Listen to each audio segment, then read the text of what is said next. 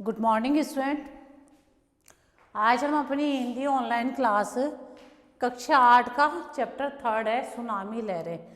उसका first part हमने first video में पढ़ा था, जिसमें मैंने आपको ये बताया था कि सुनामी लहरें कौन सी होती है। जो समुद्र में तूफान आते हैं, भूकंप आते हैं, तो जो लहरें उड़ती है, जो विनाश करती हुई लहरें तेज बहाव से उड़ती है, तो वो क्या कहलाती है? सुनामी लहरें कहलाती है। अब आपने सुनामी लहरें हैं वो कितना नुकसान करती है उसका कोई अंदाजा नहीं होता है। जब ये तूफान उड़ते हैं, भूकंप जैसे धरती पे, जैसे पृथ्वी पे भूकंप आता है, तो कितनी बड़ी बड़ी बिल्डिंगें हैं, कितना गिराती है, कितना नहीं है। कौन व्यक्ति बिल्डिंगों के नीचे दब जाते हैं, कई गाड़ियों का नुकसान हो जाता है, आपने देखा होगा इसमें। तो ये सारी जो सुनामी लहरें हैं और वो भी क्या होती है, 30 से लेके 100 फुट तक की ऊंचाई पे उड़ती रहती है। और वो बिल्डिंगों के ऊपर से आ जाती है। कितना पानी बढ़ता है, कितना नहीं है, उसमें कितना विनाश होता है, वो आपने देखा होगा इसमें। तो ये सारी सुनामी लहरें होती है, वो विनाश करती है। हमने चैप्टर में पढ़ा था, उसी चैप्टर का हाफ पार्ट हम और पढ़ेंगे। हमने हार्ड वर्ड्स पढ़े थे। ये हार्ड वर्ड्स ऐसे हैं जिससे हमें चैप्टर का सही तरीके से ज्ञान हो जाता है। तो सबसे पहले तो हमें शब्दार्थ को लर्न करना चाहिए, ताकि हमें उन शब्दों का अर्थ भी मालूम होना चाहिए। तो हमने चैप्टर में हमारे सुनामी लहरों के बारे में पढ़ा था कि भाई 469 में सबसे पहले सुनामी लहरों के बारे में चर्चा की गई है, ईसा काल में की गई, ईसा काल में की गई है। और उसी टाइम से क्या है स्टूडेंट, सुनामी लहरें उफान में आई थी, यानी आना स्टार्ट हुई थी। क्यों होती है सुनामी लहरें? ये क्योंकि जब हमारी जो पृथ्वी है उस पर क्या है, खोखलापन आ गया है। इसमें इतने मिनरल्स हमने खोदे हैं, खुदाई कर दी है, सब कुछ कर दिया है, हमने प्रकृति से जो छेड़छाड़ की है, उसी का नुकसान मनुष्य को भुगतना पड़ रहा है। और उसी के तापमान की कमी या ज़्यादा होने के कारण समुद्र में तूफान आते हैं, उनसे क्या है, सुनामी लहरें आती है, पानी का बहाव तेज हो जाता है और क्या है, गोलाकार में बन जाता है। गोलाकार बनने के बाद में उसका जब तेज बहाव होता है तो वो पानी ऊपर बाहर शहरी क्षेत्रों में आ जाता है। और शहरी क्षेत्रों में आने के बाद में क्या होता है, इससे वो जन मन तन सबकी हानि करती है। अब हमारे चैप्टर में हम आगे का पार्ट्स पढ़ेंगे कि प्रशांत महासागर क्षेत्र में इस तरह की लहरों की उत्पत्ति होना आम बात है। कि जो प्रशांत महासागर है उसमें हमारी समुद्री लहरें यानी सुनामी बहुत अधिक आती रहती है। आधुनिक काल में सुनामी लहरों की तांडव लीला के अनेक उदाहरण हैं। कि जब हमारे 469 से जब ये स्टार्ट हुई, इसके बाद भी हमें कही दिए हैं। उसके बाद हमारी सेकंड सुनामी कब आई थी? 7 जून 1662 में जमैका के कैरिबियन पार्ट रॉयल में इन लहरों से 2000 लोग मारे गए थे। उसके बाद में 1 नवंबर 1755 यानी 1 नवंबर 1755 को पुर्तगाल के लिस्बन यानी अंटार्कटिक महासागर में पैदा हुई सुनामी लहरों के कारण पुर्तगाल, स्पेन और उत्तरी अफ्रीका में 60,000 से अधिक लोगों की जान से हाथ धोना पड़ा था। 8 अगस्त 1869 को पेरू व चिली में इस भयंकर लहरों के उठने से लगभग 15,000 लोग मारे गए थे। इसकी भयानकता इसी में से आंकी जा सकती है। इनके प्रभाव से जहाज पेरू, चिली, टेंच में बहकर कई मील दूर टाउन ऑफ अफ्रीका द्वीप पर जा पहुंचे थे। तो देखा है आपने, एक स्थान से दूसरे स्थान पर जो बड़े बड़े जहाज थे वो चले गए, तो मनुष्य की तो क्या औकात है कि वह पानी की लहरों के सामने टिक सके। तो इनका बहाव क्षेत्र, इनका प्रेशर इतना था इसमें कि बड़े बड़ी वस्तुएं हैं, इमारतें हैं, जहाज तक चले जाते हैं, तो मनुष्य इन लहरों के सामने बहुत तुच्छ है, छोटा है। इसके बाद 27 अगस्त 1883 को इंडोनेशिया यानी हिंद महासागर में उत्पन्न हुई सुनामी लहरों के कारण जावा और सुमात्रा द्वीपों में लगभग 36,000 लोग मारे गए थे। आपने देखा है कि कितने लोग मारे गए हैं इस विनाशकारी तूफान में, कितने लोगों का नुकसान हुआ है। ये तो हमारे ये कुछ अनुमान लगाया जाता है, इससे ज़्यादा भी हो सकते हैं। और उन्हीं लोगों के साथ में उनका घर का सामान होता है, बड़ी बड़ी बिल्डिंगें होती है इसमें, आपने देखा है कारें होती है इसमें, पेड़ पौधे होते हैं, प्रकृति होती है, तो सब कुछ क्या है इस जल प्रलय में विनाश हो जाता है उनका। उसके बाद में 15 जून 1859 में जापान के होसू में उत्पन्न सुनामी लहरों को अब तक की सर्वाधिक प्रलयकारी लहरों में गिना जाता है। ये लहरें 100 फुट की ऊंचाई तक उठी थी। आपने देखा 100 फुट बहुत ज़्यादा होता है। हमारे घर बिल्डिंगों की हमने देखा है 1 मंजिल 2 मंजिल 3 मंजिल हो सकती है, लेकिन जब वो तूफान तेज पानी के बहाव के साथ आता है तो सब कुछ विनाश करके ले जाता है। 15 जून उसके बाद में ये लहरें 100 फुट की ऊंचाई तक उठी थी। इसके प्रभाव से जापान के पूर्वी तटीय क्षेत्र में 27,000 लोगों की मृत्यु हो गई थी। 28 दिसंबर 1908 को सिसिली के पूर्वी तट पर ये लहरें पैदा हुई थी, जिससे मेसिना व इटली के निचले क्षेत्रों में 58,000 लोग काल के गाल में समा गए थे।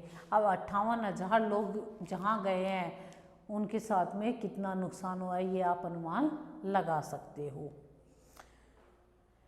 उसके बाद में 3 मार्च 1933 को हेसु के सनरुकु नामक जिले में आई सुनामी लहरों के कारण 3,000 लोग मौत की नींद सो गए थे। वहाँ इन लहरों ने लगभग 9,000 घरों और 8,000 जहाज़ों को नष्ट कर दिया था। तो आपने देखा है कितने, इसमें 9,000 घर, यानी 9,000 घर बनाने में इतना टाइम लगता है और विनाश होने में कितना टाइम लगा, इसमें आप देख सकते हो। 9,000 घर बनाने में लोगों ने घर बनाए होंगे, उनको काफ़ी टाइम लगा होगा, लेकिन 1 ही मिनट में उनका विनाश हो गया है। और कितने इसमें, इसके बाद में 8,000 जहाज, जो बड़े बड़े समुद्रों में जहाज चलते हैं, 8,000 जहाज का मतलब हुआ कि हमारे देश का कितना नुकसान होना है, इन देशों में कितना नुकसान हुआ है स्टूडेंट, वो आपको अनुमान लगा सकते हो कि ऐसे तेज विनाशकारी तूफान क्या है, उसके सामने मनुष्य तो एकदम छोटा सा तुच्छ प्राणी है, जिसकी तो कोई वैल्यू ही नहीं है। वो बेचारा जब बड़े बड़े जहाज ही चले जाते हैं तो मनुष्य अपने आप को कहाँ बचा पाएगा। वहाँ इन लहरों ने लगभग 9,000 घरों और 8,000 जहाज़ों को नष्ट कर दिया था। 22 मई 1960 को दक्षिण मध्य चिली में भूकंप से उत्पन्न सुनामी लहरों से चिली और हवाई में 1,500 लोग मारे गए। 23 अगस्त 1976 को दक्षिण पश्चिमी फिलीपींस में इन लहरों के पैदा होने से लगभग 8,000 लोगों की असमय मृत्यु हो गई थी। उसके बाद में सन 1998 में पापुआ न्यू गिनिया में 2,000 लोग मारे गए थे। अब आपने देखा है कितने लोग हैं जो बिना वजह ही मौत के मुंह में चले गए हैं। यानी ऐसा नहीं है कि उनका समय ऐसे हुई है, बल्कि उनकी अकाल मृत्यु हुई है। अगर वो आज जिंदा रहते तो इसमें कितना अपना नॉलेज भी बढ़ाते, इसमें कुछ ना कुछ आविष्कार करते, लेकिन वो बिना वजह ही पानी के पल्ले में चले गए हैं। उनके साथ में उनका जो भी सामान गया है, जो भी विनाश हुआ है, उससे आप नुकसान का अनुमान लगा सकते हैं। इसके बाद 26 दिसंबर 2004 को हिंद महासागर में स्थित इंडोनेशिया के सुमात्रा में स्थित स्नेह प्रांत ऐसे प्रांत के पास में समुद्र में 8.9 की तीव्रता वाला भूकंप आया। इस भूकंप से समुद्र तल में भारी हलचल और ऊर्जा उत्पन्न हुई थी। तूफान आया समुद्र में और आप सोचते हो कि इतनी तीव्रता का भूकंप है, वो आया है तो कितना नुकसान करेगा। यह ऊर्जा सुनामी लहरों की श्रृंखला के रूप में समुद्र की ऊपरी सतह की ओर बढ़ी, यानी ऊपर की जो समुद्र की सतह होती है उसके ऊपर आ गई है, और ये लहरें विकराल रूप धारण कर 800 किलोमीटर प्रति घंटे की रफ्तार से, यानी 1 घंटे में 800 किलोमीटर उसने तय किया है। तो इसमें कितने समय तक वो भूकंप आया था और कितनी दूर फैला है उसका हम अंदाज़ा ही लगा सकते हैं। समुद्र तल तक तट पर जा पहुंची और हजारों किलोमीटर तक बढ़ती चली गई। इन लहरों ने दक्षिण एशिया और कुछ अफ्रीकी देशों में अपनी तांडव लीला मचा दी थी। यानी एशिया और अफ्रीका 2 जगहों पे, 2 देशों के बीच में उन्होंने अपनी तांडव लीला की है, और उसने जिसमें लगभग 1.5 लाख लोग काल कलवित हो गए थे। 1.5 लाख यानी काल कलवित यानी मृत्यु के मुंह में समा गए थे। अब 1.5 लाख लोग हैं, वो गए हैं इसमें, तो कितना हमारा नुकसान हुआ है प्रकृति पे। इनमें इंडोनेशिया के लगभग 1 लाख, श्रीलंका के 28,000, भारत के 15,000, थाईलैंड के 4,000 और Malaysia, Maldives, Myanmar, Bangladesh, Somalia, Kenya, Seychelles और तंजानिया के कुल मिलाकर 300 से अधिक व्यक्ति शामिल थे। इन सुनामी हादसे में विश्व के लगभग 700 पर्यटक भी लहरों के साथ में बह गए थे। यानी दूसरे देशों से जो पर्यटक घूमने के लिए लोग आए थे वो भी यहाँ सुनामी लहरों में ही अकाल मृत्यु में समा गए। जो एशियाई देशों के खूबसूरत तटों पर क्रिसमस की छुट्टियों का आनंद उठाने आए थे। क्रिसमस डे पे दूसरे देशों से लोग जो छुट्टियां बिताने घूमने आए थे वो भी इस काल मृत्यु में समा गए थे। अब आपने देखा है कितनी दूर से कितने लोग आए हैं, घूमने के लिए लोग आए थे और उनको क्या पता था कि हमारी ऐसे मृत्यु हो जाएगी जिसमें हम सोच भी नहीं सकते कि हम अपना बचाव कैसे कर पाए। भारत में सुनामी लहरों की विनाश लीला पहली बार देखने में आई 26 दिसंबर को सुबह सुमात्रा में उठी इन लहरों ने तटवर्ती दक्षिण भारत में तबाही मचा दी। दक्षिण भारत में ऐसी मान्यता है कि यदि समुद्र देवता प्रसन्न हो जाए तो घर मोतियों से भर जाता है। इसी कामना से वहाँ के निवासी समुद्र देवता को प्रतिदिन फूल अर्पित करते हैं। पर इस बार समुद्र देवता प्रसन्न नहीं थे। उन्होंने मोतियों के स्थान पर सुनामी लहरों के रूप में घर घर मृत्यु भेज दी। इन सुनामी लहरों ने तमिलनाडु राज्य के 3 शहरों कुंडलूर, नागपट्टिनम और वेलांकनी को लगभग नष्ट कर दिया। 60 से अधिक गांवों का तो नामो निशान ही मिट गया।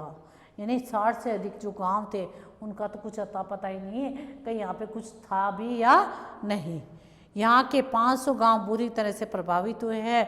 केरल राज्य के अलपुझा और कोल्लम जिले में भी भयंकर तबाही हुई। आंध्र प्रदेश के काकीनाडा और नेल्लोर जिले में 300 गांव बर्बाद हो गए। पांडिचेरी के लगभग 100 किलोमीटर लंबे तट पर इन लहरों ने कहर ढाया। अंडमान निकोबार द्वीप समूह के 8 द्वीप समुद्र में समा गए और कई निर्जन हो गए। यानी निर्जन यहाँ पे यानी व्यक्ति वहाँ रहे भी नहीं, यानी उनका अता पता भी नहीं चला कि वहाँ पे कितने लोग थे। अंडमान निकोबार द्वीप समूह में निवास करने वाली आदिवासी जातियाँ शोपेन, सेंटिनली, ओंगी, जारवा और ग्रेट अंडमानी का अस्तित्व संकट में पड़ गया। यहाँ स्थित कार निकोबार पूरी तरह से तबाह हो गए। इस खूबसूरत कार निकोबार की आबादी 20,000 के लगभग थी। यानी यहाँ पे 20,000 लोग रहते थे लगभग। इससे ज़्यादा भी हो सकते हैं, इससे कम भी हो सकते हैं। तो इन लोगों की जो आबादी थी वह पूरी तरह नष्ट हो गई थी, जिसमें से आधी से अधिक आबादी सुनामी की भेंट चढ़ गई है। कार निकोबार का वायुसैनिक अड्डा भी सुनामी लहरों ने पूरी तरह से नष्ट कर दिया। यह हिंद महासागर में सामरिक दृष्टि से महत्वपूर्ण और संवेदनशील वायुसैनिक अड्डा था। सुरक्षा की दृष्टि से अत्यंत संवेदनशील माना जाने वाला भारत का सुदूर दक्षिण में स्थित इंदिरा पाइट सुनामी लहरों की भेंट चढ़ गया। तो इसमें आपने देखा है कि लोग भी मारे गए थे, कई वस्तुओं का कई स्थान थे, एयरपोर्ट थे, वायुसेना के जो टेंट बने हुए थे, इसमें कितना नुकसान हुआ है। यानी सब मिला के अपना धन जन मन का हानि हुई है। तो आपने सुनामी लहरों के बारे में जाना कि सुनामी लहरें क्या होती है, इसमें हमारा कितना नुकसान कर रही है और कितना नुकसान होने के बाद में व्यक्ति का कुछ पता भी नहीं चल रहा है। वास्तव में सुनामी लहरों ने भारत में एक महान विनाश लीला रच दी। इसमें दक्षिण भारत में न केवल हजारों लोगों को असमय ही मृत्यु की गोद में सुला दिया, बल्कि वहाँ अरबों रुपयों की संपत्ति भी नष्ट हो गई है।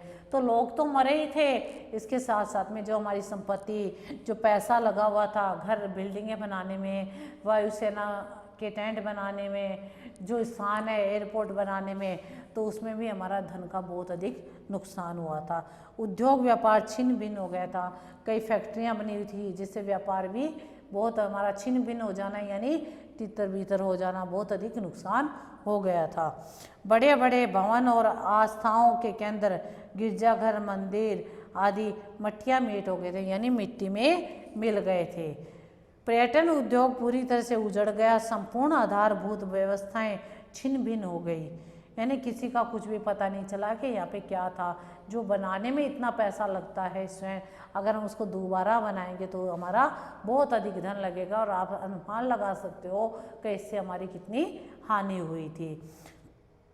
अंडमान निकोबार में तो आदिवासी जनजातियों पर आए संकट से प्राचीन सभ्यता और संस्कृति धरोहर के ही विनष्ट होने का खतरा पैदा हो गया था। जो हमारी सांस्कृतिक चीज़ें थी, कई विरासतें थी, महल थे, बड़े बड़े जो पुराने पुरातन काल के थे, वो सब कुछ हमारा नष्ट हो गया था। अपने देश भारत में समुद्र जल द्वारा की गई इस भयंकर तबाही पर हमें अगस्त्य मुनि और श्री राम का स्मरण हो आता है। अगस्त्य मुनि ने समुद्र को पी लिया था। भगवान राम ने जब समुद्र से रास्ता देने के लिए कहा तो उसने कोई ध्यान नहीं दिया।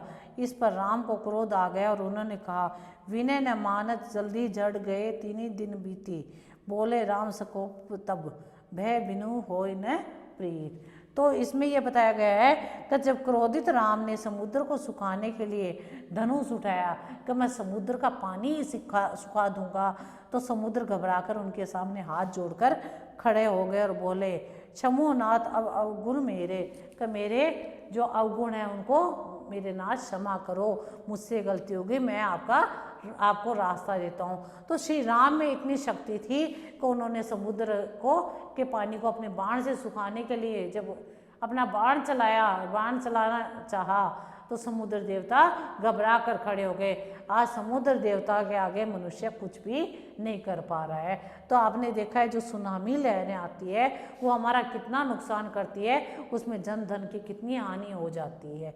ओके, थैंक यू स्टूडेंट, आपको ये चैप्टर समझ में आ गया, इसको रीडिंग करो।